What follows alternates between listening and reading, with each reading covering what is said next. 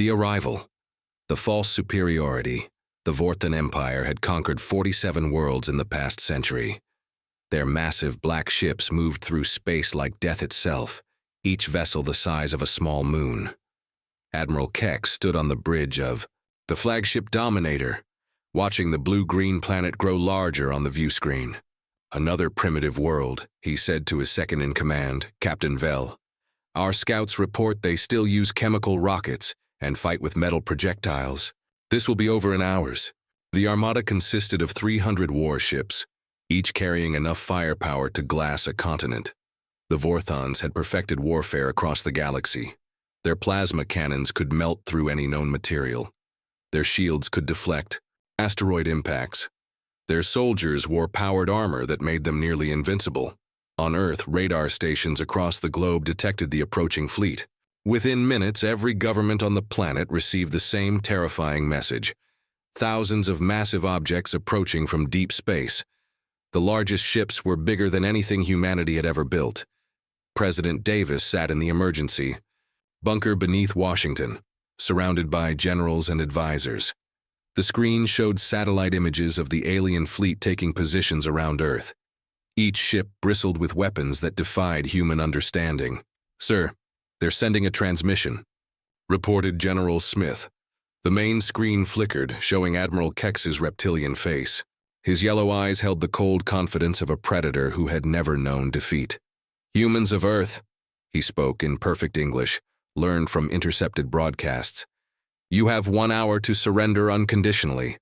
Your world will serve the Vorthan Empire. Resist and we will turn your cities to glass." The transmission ended. In the silence that followed, humanity faced its darkest hour. Military leaders calculated impossible odds. Scientists scrambled to understand alien technology. Religious leaders prayed to whatever gods might listen. But in small towns and big cities, in military bases and civilian shelters, something unexpected began to happen. Humans didn't panic. They didn't despair. Instead, they did what they had always done when faced with impossible odds. They got angry. Factory workers started modifying mining equipment into weapons. Computer programmers began writing viruses they hoped might work on alien systems. Farmers loaded shotguns with homemade ammunition. Children helped their parents gather supplies. The hour passed. No surrender came. Admiral Keck smiled, showing rows of sharp teeth. "Begin the bombardment," he ordered. The first wave of plasma bolts struck major cities around the globe. New York, London, Tokyo, Moscow, all suffered direct hits. The aliens expected to see mushroom clouds and devastation. Instead, they saw something that made no sense. The cities were empty, completely empty. Every human had vanished without a trace. Streets that should have been filled with fleeing civilians were silent. Buildings stood intact but abandoned. It was as if the entire human race had simply disappeared. "Impossible," Admiral Keck snarled. "Where are they?" Captain Vell studied the sensor readings. "Sir, we're detecting massive heat signatures underground. They appear to have extensive tunnel systems we didn't know about. Cowards hiding in holes," Keck spat. "Send down the assault troops. Drag them out." The first wave of Vorthan soldiers descended to Earth's surface in armored dropships. Each warrior stood 8 feet tall, protected by energy shields and armed with plasma rifles. They had crushed the armies of dozens of worlds. Earth's primitive humans would be no challenge. The dropships landed in empty city centers. The soldiers emerged, scanning for targets. Their thermal sensors showed human heat signatures deep underground, connected by tunnel networks that stretched for miles. "This is Squad Leader Nex," one reported. "No immediate threats detected, beginning descent into underground areas." As the soldiers entered subway tunnels and basement complexes, they expected to find terrified civilians. Instead, they found something else entirely. The tunnels weren't random hiding places. They were a carefully planned network of fortified positions. Humans had spent the evacuation hour not just hiding, but preparing. The first Vorthon soldier to round a corner met a spray of bullets from a modified mining laser. The plasma burst was so focused it cut through his energy shield like paper. He fell, killed by technology the aliens had dismissed as primitive. More soldiers advanced, but the humans had vanished again. They moved through the tunnels like ghosts, striking without warning and disappearing before the aliens could respond. Above ground, Admiral Kex watched his casualty reports climb. "How are we losing soldiers to these primitives?" he demanded. What the Vorthons didn't understand was that they weren't fighting an army. They were fighting a species that had spent its entire evolution learning to kill things bigger and stronger than themselves. Humans had turned war into an art form, then into a science, then into something approaching religion. The invasion had begun. But for the first time in Vorthon history, they were not the hunters. They were the prey. The underground war. The hunters. Become the hunted 3 days into the invasion, Admiral Keck stared at reports that made no sense. His forces had superior technology, overwhelming numbers, and centuries of military experience. Yet they were losing. "Explain this," he demanded, throwing the casualty list at Captain Vell. "How have we lost 3,000 soldiers to a species that barely reached their own moon?" The answer lay in the tunnels beneath every major city on Earth. Humanity had spent generations preparing for war, though they never knew it would come from the stars. Every subway system, every sewer network, every basement and bunker had been connected and fortified during the evacuation hour. Colonel Blake crouched in a maintenance tunnel beneath London, watching alien soldiers through night vision scopes.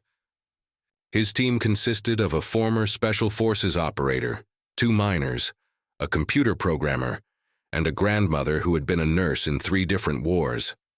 "Remember," he whispered into his radio, "these things can see heat, but they can't see through solid rock.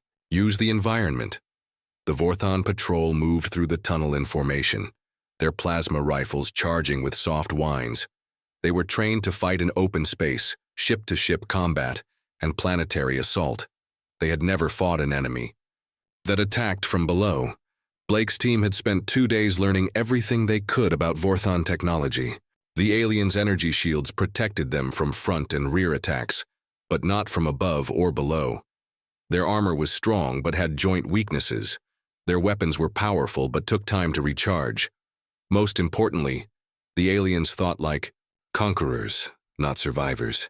The grandmother, Martha, had positioned herself in a side passage with a modified welding torch.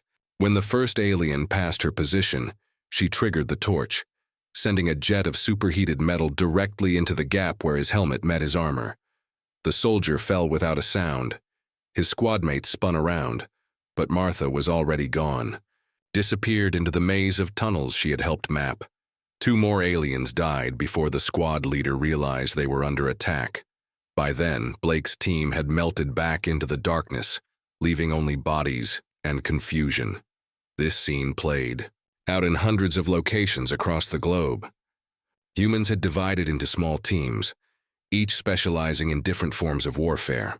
Some focused on technology, using computer viruses and electromagnetic pulses to disable alien equipment. Others became pure hunters, stalking individual soldiers through the underground networks. In the tunnels beneath Tokyo, a team led by a former subway engineer named Hiroshi had discovered something remarkable. The aliens' energy shields created a specific electromagnetic frequency. By modifying old radio equipment, they could track alien movements through solid rock. "They're coming," Hiroshi whispered, watching the modified radar screen. 12 of them moving fast through Tunnel 7. His team had prepared for this moment. They had flooded Tunnel 7 with natural gas from damaged city lines, then sealed both ends. When the aliens reached the center of the tunnel, Hiroshi triggered a single spark. The explosion was contained but devastating. 12 Vorthon soldiers died instantly, their superior technology useless against a trap that would have been familiar to miners from the 1800s. Above ground, the aliens controlled the surface. Their ships maintained orbital supremacy, their sensors scanning constantly for human activity. But the surface was empty. Every human on Earth had disappeared into the underground networks, leaving the aliens to control a planet of ghosts. Admiral Kex ordered increasingly desperate measures. plasma bombardment of suspected tunnel entrances, seismic charges to collapse underground networks, gas attacks through ventilation systems. Nothing worked. The humans had prepared for everything. Dr. Lisa Wang, a former MIT professor, crouched in a server room beneath Boston. She had been working on a theory about alien communication systems. If the Vorthons used quantum entanglement for their faster-than-light communications, then maybe her modified equipment began picking up alien transmissions. Not just tactical communications, but strategic ones. Fleet movements, supply schedules, command decisions. "This is incredible," she whispered to her team. "They're not just talking to each other, they're talking to their home world." The information spread through the human networks within hours. For the first time since the invasion began, humanity had a complete picture of what they were facing. The Vorthon Empire had committed its entire local fleet to Earth's conquest. There were no reinforcements coming. The aliens had expected a quick victory, followed by strip mining the planet's resources to fuel their next conquest. Instead, they were trapped in an underground war against an enemy they couldn't find, couldn't predict, and couldn't defeat.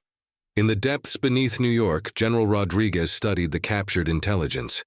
He had been a Special Forces commander before the invasion, trained in unconventional warfare. Now he was planning something that had never been attempted in galactic history, a ground-based assault on an orbital fleet. The hunters had become the hunted, and the hunted were getting ready to bite back. The turning point when prey becomes predator. 2 weeks after the invasion began, the Vorthon Empire made its first strategic mistake. They underestimated human adaptability. Admiral Keck stood in his command center, studying holographic displays of Earth's surface. His forces controlled every city, every military base, every visible sign of human civilization. Yet the casualty reports continued to climb. 40,000 soldiers lost to an enemy that refused to fight conventionally. "Sir," Captain Vell reported, "we are receiving strange signals from the planet's electromagnetic field. Our communications array is experiencing interference." Below the surface, Dr. Wang's team had achieved something remarkable. Using modified radio telescopes and commandeered satellite networks, they had begun broadcasting a signal that matched the frequency of Vorthon quantum communications. "It's working," Wang reported to the resistance leaders gathered in the underground command center beneath the Rocky Mountains. "We're not just intercepting their messages anymore, we're jamming them." The effect was immediate and devastating. Vorthon ships across the fleet began experiencing communication blackouts. Coordinated attacks became impossible. Individual ship commanders found themselves isolated, unable to contact their superiors or coordinate with nearby vessels. General Rodriguez saw the opportunity immediately. "All teams, this is command. Execute Operation Mongoose." Across the globe, human teams emerged from their tunnels for the first time since the invasion began. But they didn't attack the alien soldiers on the surface. Instead, they attacked something much more valuable: the Vorthon supply lines. The aliens had established automated supply drops at regular intervals, sending equipment and reinforcements from their orbital fleet to ground-based staging areas. These supply drops followed predictable patterns, landing at designated coordinates with clockwork precision. Team Alpha, led by former Navy SEAL Commander Jake Morrison, had been watching one such supply drop for 3 days. The alien cargo pods descended on pillars of controlled plasma, carrying weapons, food, and fresh soldiers to reinforce the ground troops. "Remember," Morrison told his team, "we don't want to destroy the supplies. We want to capture them." The next supply drop proceeded normally until the cargo pod touched down. Then the landing site erupted in coordinated chaos. Smoke grenades obscured alien sensors. Electromagnetic pulse devices disabled their automated defenses. Carefully placed explosives separated the cargo pod from its escort drones. Within minutes, Morrison's team had vanished back into the tunnels, taking with them advanced alien weapons, communication equipment, and most importantly, a detailed technical manual written in the Vorthon language. Similar raids occurred across the planet. Teams of humans struck at supply drops, communication relays, and isolated alien outposts.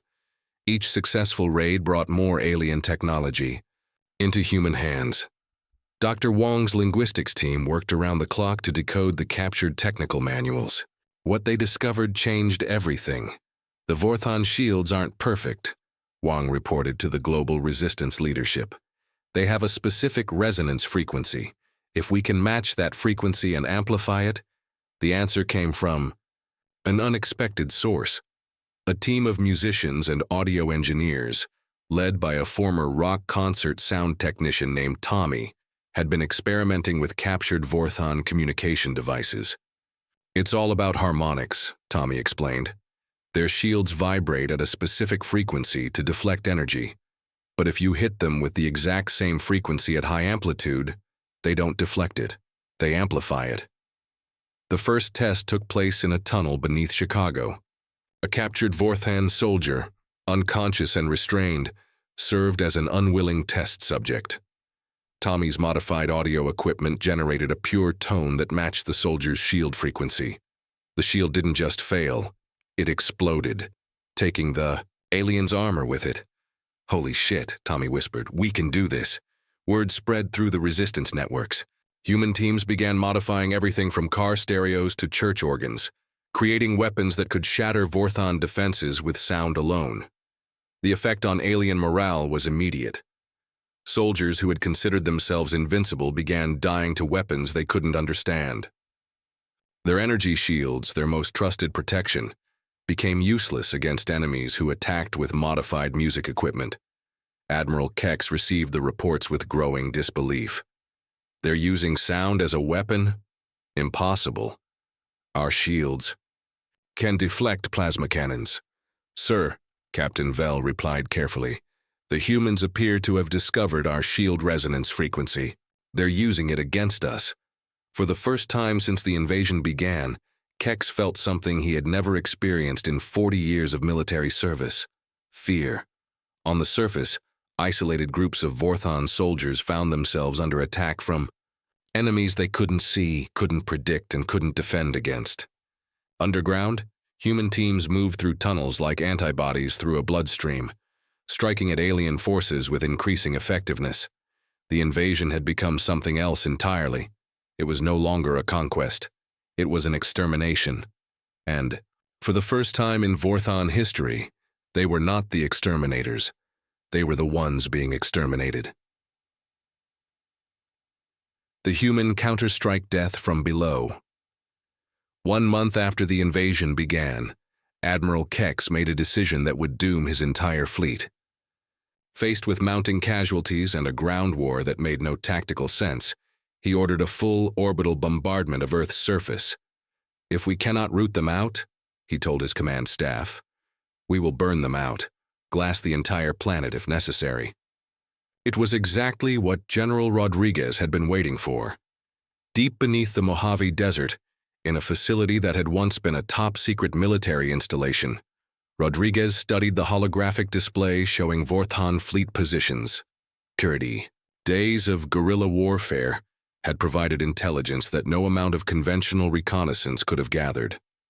"They're moving into bombardment formation," reported Major Kim, his tactical advisor.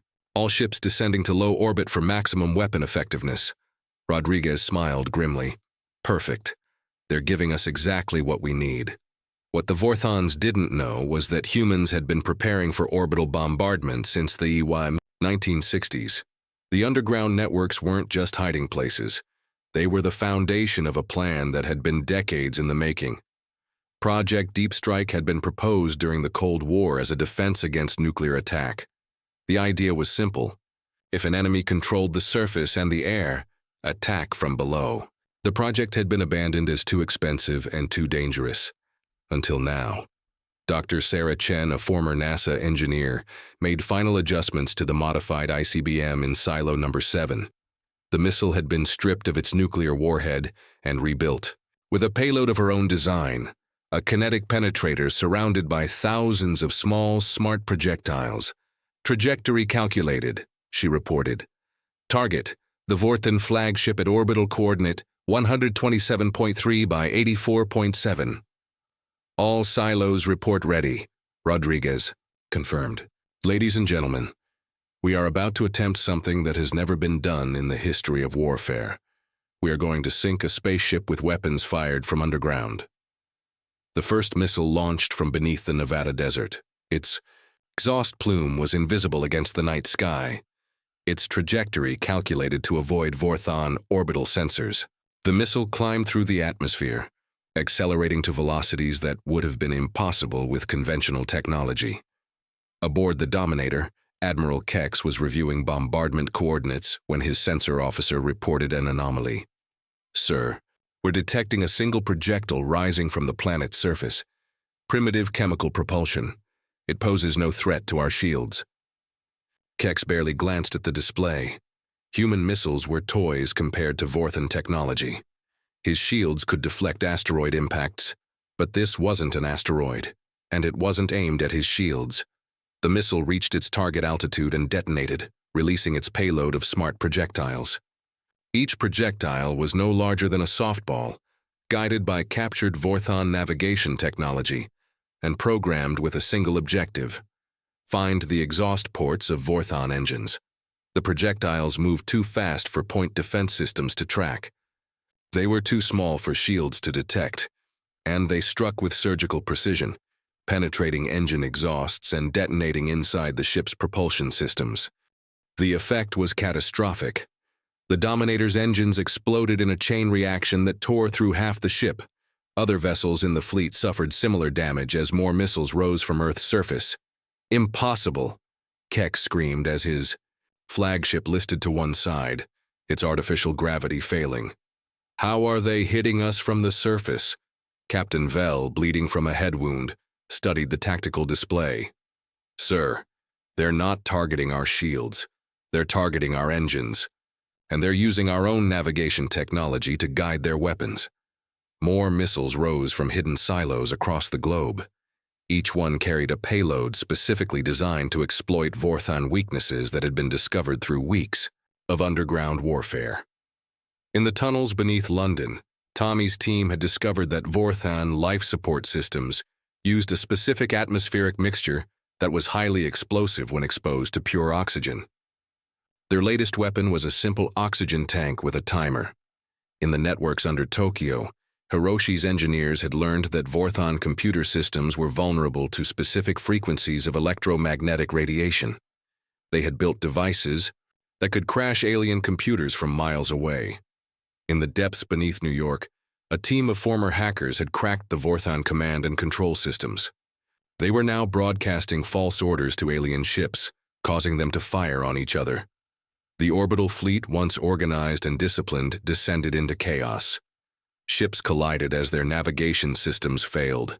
Communications networks crashed under the weight of contradictory orders. Weapons systems turned on their own vessels. Admiral Kex, trapped aboard his dying flagship, finally understood what had happened. The humans hadn't been hiding underground. They had been learning, adapting, evolving. For 30 days, his forces had been teaching the enemy everything they needed to know to destroy them. Abandon ship, he ordered, his voice hollow with defeat. All vessels, retreat to minimum safe distance. But there was no safe distance. The humans had learned too much. The predators had become the prey, and now the prey was fighting back. No, survivors. The final lesson: Admiral Kex drifted in the escape pod, watching his fleet die around him. Of the 300 ships that had arrived at Earth, fewer than 50 remained operational. Those that could still move were fleeing toward the edge of the solar system, their commanders hoping to reach the safety of deep space. They wouldn't make it. In the 6 weeks since the invasion began, humanity had learned everything there was to know about Vorthan technology. More importantly, they had learned something else: how to improve it. Dr. Wang's team had discovered that Vorthan faster-than-light communication worked by creating quantum entanglement with specific particles. By replicating this technology and amplifying it, they could track every Vorthan ship in real time, no matter how far it traveled. Target acquired, reported Lieutenant Davis from the modified tracking station beneath the Colorado Rockies. Vorthon cruiser Ravager attempting to reach jump distance. Bearing 247 Mark 18, accelerating at maximum burn. General Rodriguez studied the tactical display. The fleeing ship was already 3 million miles from Earth, well beyond the range of conventional weapons. But human weapons were no longer conventional. Fire. Solution programmed, reported Major Kim. Kinetic interceptor ready for launch. The missile that rose from the hidden silo in the Pacific Ocean was unlike anything that had existed before the invasion. Built using captured Vorthon technology and human engineering, it could accelerate to a significant fraction of light speed. Its guidance system used quantum entanglement to track its target across interstellar distances. The Ravager never saw it coming. The kinetic interceptor struck the fleeing ship at near relativistic velocity, vaporizing both the missile and its target in a brief flash of annihilated matter. Target destroyed, Davis reported with satisfaction. Debris field confirms complete annihilation. Across the solar system, similar scenes played out as human hunter-killer teams tracked down every surviving Vorthon vessel. Ships that had fled to the asteroid belt found themselves under attack by modified mining equipment. Vessels hiding behind. The moon were struck by weapons launched from the lunar surface where human teams had been secretly deployed. Admiral Kex's escape pod was one of the last to be discovered. It had drifted for 3 days, its life support systems failing, its occupants slowly dying from injuries sustained during the Dominator's destruction. The boarding party that found him consisted of 3 humans, Colonel Blake, Dr. Wang, and Tommy, the sound technician who had discovered how to shatter Vorthon shields. They wore captured Vorthon environmental suits and carried weapons that combined the best of both technologies. Admiral Kex, Blake said as they entered the pod. "We need to talk." Kex looked up at his captors with eyes that held no hope. "You cannot stop the Empire. When we fail to report, they will send a larger fleet." Wang consulted a tablet filled with data extracted from captured Vorthon computers. "Actually, we know they won't. According to your own records, this fleet represented 60% of the Empire's total military strength. The remaining ships are spread across 47 worlds, maintaining occupation forces. More importantly," Tommy added, "they don't know what happened here. Your quantum communication network has been completely compromised. Every message sent to the Empire has been intercepted and replaced with false reports of successful conquest." Kex's eyes widened with understanding. "You're sending fake reports? But the Empire will eventually investigate when supply ships fail to return." Blake smiled coldly. "No, they won't, because there won't be an Empire much longer. The final phase of humanity's counterattack had already begun. Using captured Vorthon navigation data, human ships were being launched toward every world in the Empire. Each ship carried a small crew of volunteers and a cargo hold full of weapons specifically designed to exploit Vorthon weaknesses. But the real weapon wasn't the ships or the guns. It was information. "You see," Dr. Wang explained, "we've learned something important about the Empire. It's held together by fear and superior technology. Take away the technology, spread the knowledge of how to defeat Vorthon forces, and the whole structure collapses." The uprising began on the outer worlds first. Species that had been conquered decades ago suddenly found themselves in possession of weapons that could shatter Vorthon shields and disable their ships. The resistance movements that had been suppressed for generations erupted into open revolution. Within months, the Vorthon Empire would cease to exist. Its ships would be destroyed, its colonies liberated, its homeworld under siege from the very species it had once oppressed. Admiral Kex died in that drifting escape pod, the last member of a species that had made one fatal mistake. They had taught humanity how to hunt them. In the depths beneath Earth's surface, General Rodriguez filed his final report on the invasion. The document was brief and to the point. Alien armada consisting of 300 vessels invaded Earth on date. Complete tactical and strategic victory achieved. Enemy casualties 100%. Human casualties negligible. No enemy survivors. Recommend monitoring of space approaches for future threats. The report was classified and buried in archives that would remain sealed for decades. Officially, the invasion had never happened. The world returned to normal, its population unaware of how close they had come to extinction. But in the tunnels beneath every major city, the weapons remained. The monitoring stations stayed active. The hunter teams kept training, because humanity had learned the most important lesson of all. In a universe full of predators, the only way to survive was to become the most dangerous predator of all. The end.